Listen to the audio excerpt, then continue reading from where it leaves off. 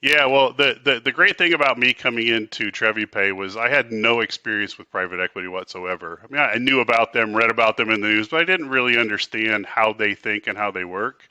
So there was a tremendous learning curve, I'll call it, for the first, 9 to maybe even 18 months of learning how they think and how they work.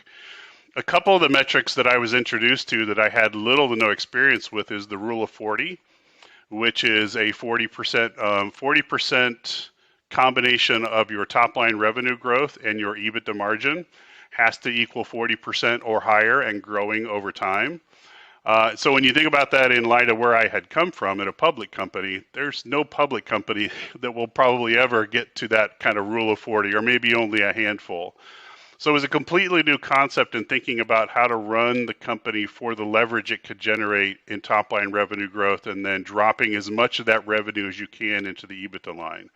Completely new concept. We manage to it monthly. We report out it to our board and audit committee as well as our ownership structure on a routine basis. So very important metric for us to track.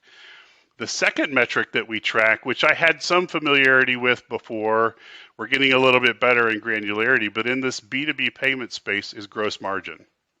Kind of looking at what is the revenue you're generating, what is the cost to get that revenue, the cost of selling to get that revenue, and then how do you think about that gross margin over time and getting expansion in gross margin to show that you can really operate and leverage the business to operate as efficiently and productively as you possibly can.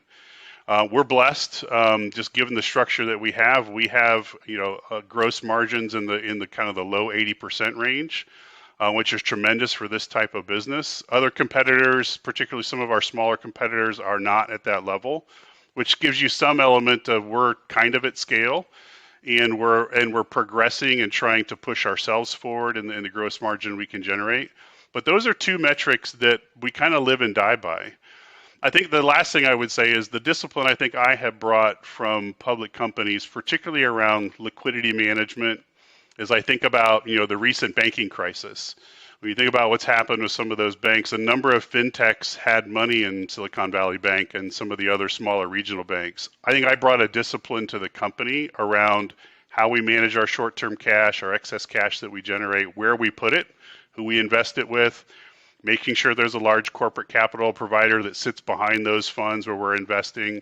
But I think I brought some of that discipline to the company. I wouldn't say that it hadn't been there before, but a much more pointed view so that when you get into the recent credit crisis or the recent banking crisis, you see that discipline allows us to demonstrate to our ownership structure and our board, we're good. We're taken care of. We got money in the right places. We're well diversified. We've really thought through some of those issues. So I think some of that public company discipline I've been able to bring to the table.